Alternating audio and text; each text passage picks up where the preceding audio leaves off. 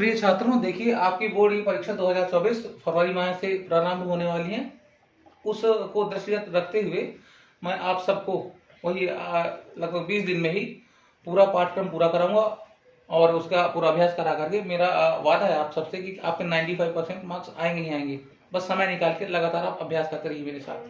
देखिए आज आपका पहला टॉपिक है युगपथ समीकरण। इस चैप्टर से आपके जो शुरू में 1 से लेकर के 20 तक के बहुविकल्पीय प्रश्न आते हैं उनमें से आपको इस टॉपिक से आना ही आना है। तो कृपया समझेंगे कि जैसे मान लीजिए आपको पहला समीकरण है a1x plus b1y plus c1 equal to 0।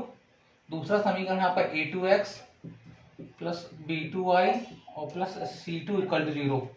अब ये जो आपके दो समीकरण प्राप्त हो गए, इन समीकरणों को हम किस प्रकार हल करें, कौन सा ट्रिक कौन सा नियम होता है आपका, यह पता चल जाए कि समीकरण में सिर्फ एक हल होगा, अनंत हल होंगे या फिर कोई हल नहीं होगा।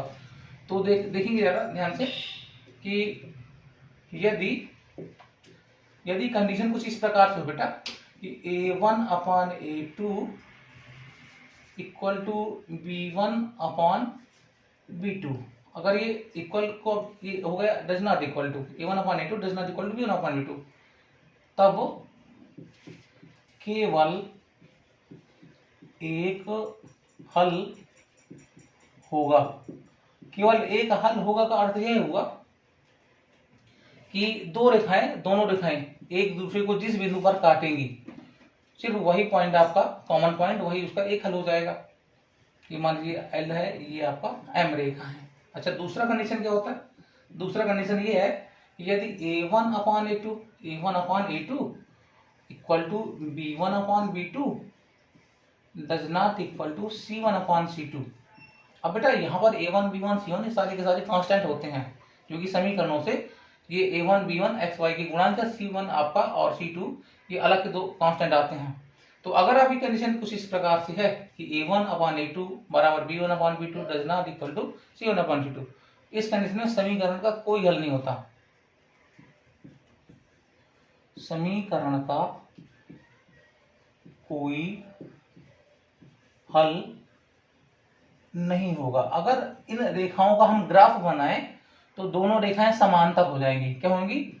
समांतर। क्यों? क्योंकि समांतर रेखाएं एक दूसरे को कहीं पर भी नहीं काटती हैं। इन रेखाओं के बीच की जो दूरियां होती हैं हर जगह समान रहती हैं। अब तीसरी और अंतिम कंडीशन यह होती है कि अगर आपका ये हो जाए a1 upon a2 equal to b1 upon b2 equal to c1 upon c2, इस कंडीशन में अनंत हल होते हैं। समीकरण के अनंत हल होंगे, अनंत हल होंगे। अच्छा, कैसे होंगे अनंत हल? कि जब इनका हम ग्राफीय निरूपण करेंगे तो जो एक रेखा होगी, पहली रेखा मान लीजिए a1x plus b1y plus c1 है, दूसरी रेखा जो होगी वही रेखा इस रेखा पर भी लाई करेगी, इस रेखा के ऊपर ही दूसरी रेखा भी आएगी। तो इन दोनों के जो पॉइंट होंगे वो कॉमन पॉइंट हो जाएंगे, चाहे जितने मान रखते जाइए दोनों रेखाएं आपके अनंत हल होंगी इस कंडीशन के लिए। अच्छा, देखिए बोर्ड परीक्षा में जो आपके सवाल पूछे जाएंगे वो सवाल कुछ इस प्रकार से रहेंगे। कैसे कि जैसे बहुविकल्पी प्रश्न है, आपका बहुविकल्पी प्रश्न है और उनमें से दे दिया जाएगा कि दिए गए समीकरण में बताइए कि समीकरण का केवल एक हल होगा, कोई हल नहीं होगा या फिर अनंत हल होंगे। जैसे इस प्रकार से कि ये है, दिखाइए समीकरण में कौन सा समीकरण भाई? 4x प्लस 8y और प्लस 10 कर लीजिए यहाँ पे इक्वल टू 0। दूसरा समीकरण है 8x plus 16y plus 20 equal to 0। इसी में मान लीजिए लिखा केवल एक हल। ये क्वेश्चन होगा बेटा बोर्ड पेपर में जो आएगा आपका।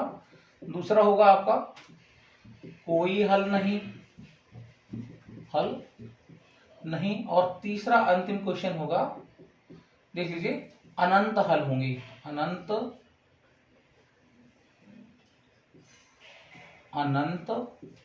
हल होंगे। देखिए आप क्या करेंगे भाई ऐसे प्रश्नों के लिए, हमारे पास जो भी इक्वेशन है पहला और दूसरा, उनमें से A1 B1 C1 A2 B2 C2 तीनों के गुणांक पहले नोट डाउन कर लेंगे। A1 बराबर 4 है, B1 है आपका 8, C1 है आपका 10, A2 आपका 8, B2 है 16, C2 है 20। अब निकालें मान A1 अपान A2, ये हो जाएगा 4 अपान 8 यानी 1/2। अब बेटा दूसरा निकाल के देखें B1 अपान B2, तो ये हो जाएगा आपका 8 अपान 16, ये भी हो गया 1/2। अच्छा अगला C1 अपान C2, ये था 10 अपान 20, ये भी 1/2। हमने यह देखा कि A1 अपान A2 की वैल्यू भी 1/2 है, B1 अपान B2 की वैल्यू भी 1/2 है और C1 अपान C2 की वैल्यू भी 1/2 है। तो ये यहाँ से क्या रिजल्ट निकला बेटा कि चूंकि ये हो जाता है A1 upon A2 equal to B1 upon B2 equal to C1 upon C2। अब इन सब की वैल्यू बराबर हो 1/2 की, तो ये कंडीशन मैंने बताई थी कि जब यह कंडीशन हो तो उस दशा में समीकरण के अनंत हल होते हैं। लिख देंगे समीकरण के अनंत हल होंगे और ये विकल्प आपका सही हो जाएगा।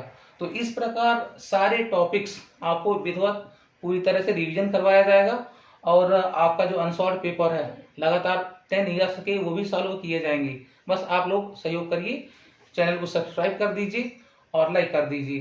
धन्यवाद।